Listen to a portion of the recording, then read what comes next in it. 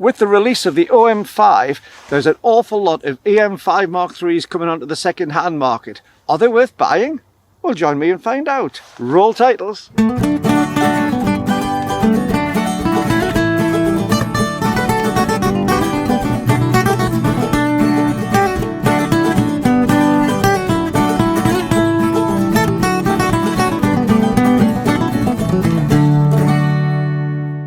Hi YouTube, Brian James at mk3 guy with you once again, and I'm in a wonderful little Hope Park, or at least the gardens beside Hope Park in Keswick in Cumbria, right on the side of Derwent Water. It's December, it's not necessarily the touristy season, but it is beautiful here. There's some rich colours, some gorgeous colours. I'm looking up into the hills all around me and they're just fabulous. And of course, only a mile or two away you've got Scafell Pike, which is the highest mountain in England. So it's a rich place if you're into the outdoors here. Now, point of this video, a couple of weeks ago I did a question on one of my videos as to whether it was a disappointment, the new EM5, or if it was an absolute delight. And I did make some comments about it in there, saying that it's still a fantastic camera, but I just didn't think that some of the things had moved on enough.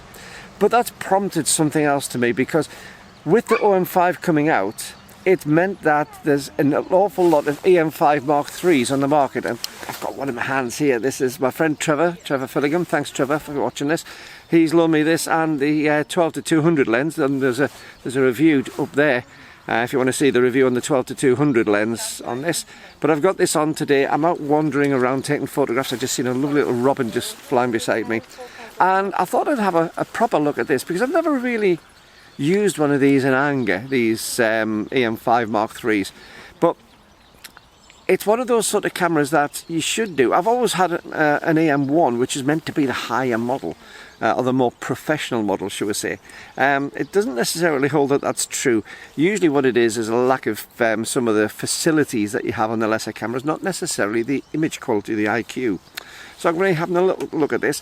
This is not going to be a specification filled video. If you want to read the specs, go onto the Olympus website. In fact, I'll leave a link below to where you can see the specs for this camera. But it's not a specification filled review on this. This is a hands-on, what it's like in use review. Now, I've taken this camera out for the last couple of days and I've thoroughly enjoyed using it.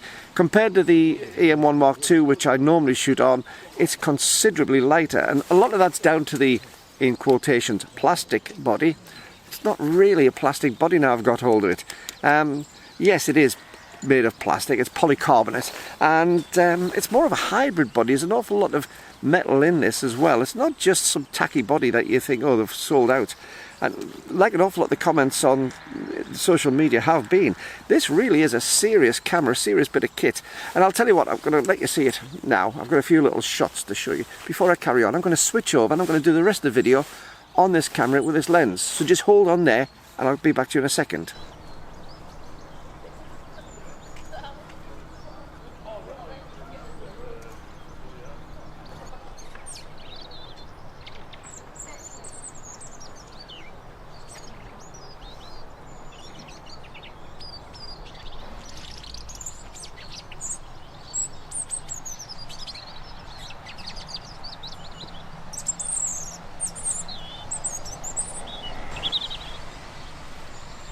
So now we're on the EM5 Mark III with the 12-200 lens on. I've just got it on auto exposure, continuous AF. It's on ISO 1000 at the minute because it is quite a dull day here. So I'm going to see what the results are. I haven't got a chance to test them and things. And I don't know how the autofocus is going to test, so I'm going to get a little bit closer, a little bit further away, put a hand up in front and see how it happens on that.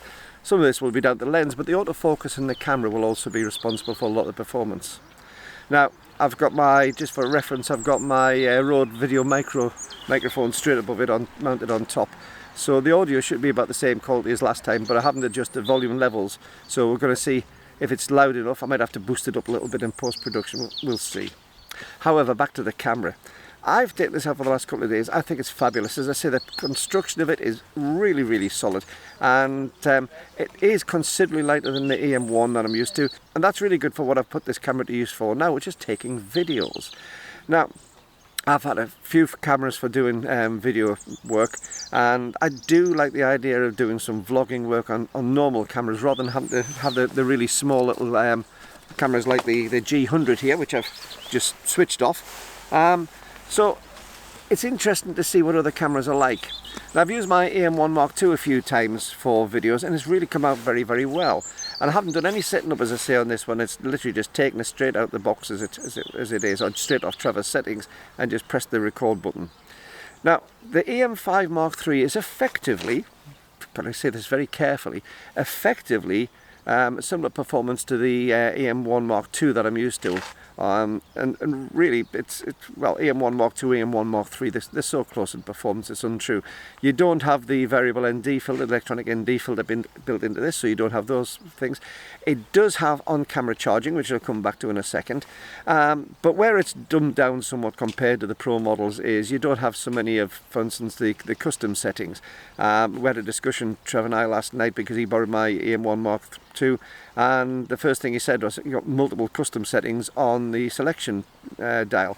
Well, of course, on this you're limited to one, and that's, for a lot of people, might not be a problem. But if you're somebody who likes to do things like using Pro Capture and have your settings done for Pro Capture for doing wildlife, for instance, but at the same time have other modes so that you can have it straight into ready for shooting portraits or ready for going for flash, whatever it is that you want to do, by saving those off to a custom mode, it's very, very easy. But when you've only got one to select, it takes away some of the advantage. So that's where you're dumbing down on the lesser model cameras from the top of the range ones. Not in image quality, and the image quality on this should be absolutely fantastic. It's basically the same sensor as in the EM1, but basically it's the bits and pieces around it. It does have the 5-axis image stabilization, and this was totally redesigned for this camera when it came out in early 2019. It's not long ago, really, is it? We think about this as being an old camera, but it's not long ago. But it was redesigned to get into the smaller package, and it works very, very effectively. I've been hand holding this lens on 200mm, which is a 400mm full frame equivalent, taking photographs all day today. And as I say, it's really, really dull. I'm shooting on ISO 1000 to be able to get away with anything. And you know, we're not talking about super wide apertures either to get the speed. This on its maximum is f6.3, and I've been taking photographs at maybe 200 or 300th of a second, around about there, and getting some wonderful, wonderful results, crisp, clean results, even at that. So the IBIS certainly works. Now, I did say about the in-camera charging. You can charge the camera in body, you can actually run the camera from that, but you can't charge the battery while you're using it to power the camera itself. And that's common across an awful lot of cameras. But if you remember when I did my video on the EM5, I did make comments, and I was picked up by a lot of people, about the lack of USB-C. It just still has a micro USB. And a few people picked up on that and said, is it really a big problem? Well, I said that insofar as the EM5, because the EM5 has come out now, late, what was it, October, November 2022 it came out. And I said I would have expected to see a USB-C socket on there. But I did a little bit of research. I watched a few videos of when this came out, and one in particular stuck out from somebody I had so much respect for as a reviewer. The late great David Thorpe did a review on this in 2019. And if you haven't checked out any videos on any equipment, any Micro Four Thirds equipment, go and check them out on David Thorpe's channel. Unfortunately, sadly departed from us, but he had just a magical way of getting the information over, far better than I do. So go and check it out on that. But one of the things he said in 2019 was his disappointment that it didn't have a USB-C socket on. So even 3 years ago, almost 4 years ago, he was disappointed didn't have a USB-C socket on. And I think that is telling. However, it doesn't detract from this camera. One of the things I really love on this camera, I've been taking it around, there's a magical sound with the shutter release on this. It's a really smooth, it's silky smooth. When you press the button, it's one of those things that it just makes you want to press it more. It just has a really nice mirror action. It's very smooth, it's very precise, but very, very well damped, and it just feels an absolute joy in the hand to use. Now, using a lens like this is quite a large lens in some people's books because it does extend out quite a way. It's not a great deal difference in weight to the 12 to 40 Pro lens, but on this camera, the camera does feel small and neat and tidy, and this lens can feel a little bit ungainly until you get used to it. You get over it very, very quickly. But you know, the EM5 is one of those magical cameras for me. My first Micro Four Thirds foray was with an EM5 Mark 1. And that EM5 Mark 1 I loved. In fact, my niece still has that camera. It's still working well. But it was just a magical camera to use. Now, when the EM5 Mark 2 came along, they got all the controls in the right place. They put everything into the right working place. And the EM5 Mark 3 basically didn't change much of that. It just added to the convenience of it and added to the quality.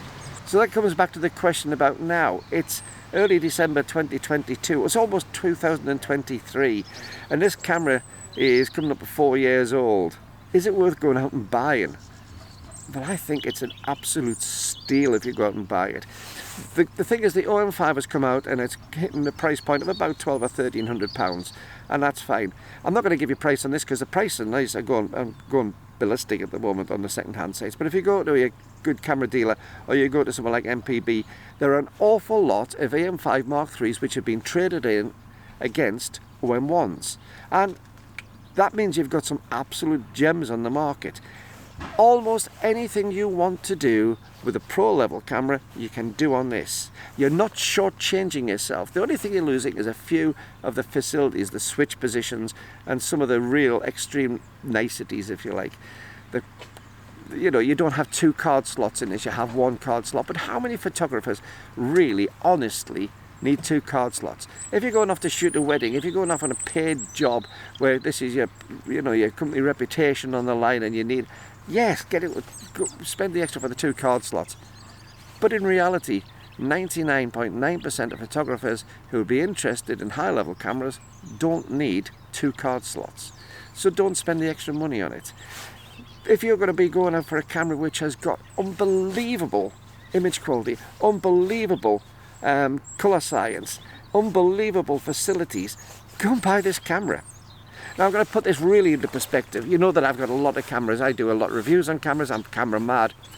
But if I had to pull all my cameras and get rid of them and only be allowed to buy 1 camera, I'd buy this. It's as simple as that.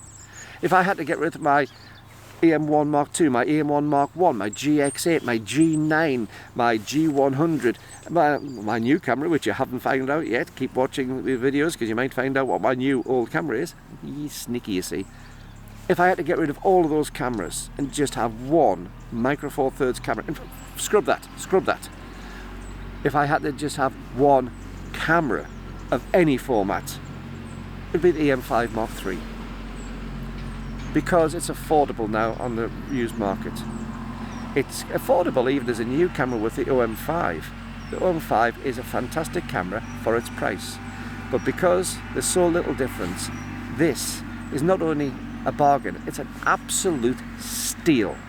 So if you're going to go in for theft and you're going to go in to steal something, go and steal one of these, not actually, but figuratively, because it is a steal taken at the prices are going for. Go and buy yourself an EM5 Mark III. I promise you won't regret it. And if it's the only camera you're going to buy, you'll love it. So, if you've enjoyed this video, please don't forget to subscribe. There's a link below there to subscribe, and give me a thumbs up if you would. The thumbs up and the subscriptions, you've got no idea how important they are to get the channel so that it carries on further. Now, if you want to support the channel in any way, there is a PayPal link below where you can buy me a cup of coffee or make a small donation. Or if you want to be one of my fantastic subscribers and patrons on my Patreon channel, there's a Patreon link there as well. And I thank everybody who's helped with the channel over the time it's been going. It really does keep it going. So until the next time, keep on taking... Oh, before I go, there's some photos coming up. I will stick some photos that I've taken from the EM5 Mark III on in a couple of seconds, so keep watching. But until then, keep on taking your camera out, keep on enjoying your photography, and keep on having fun with your camera. Bye bye. Keep watching. They're coming.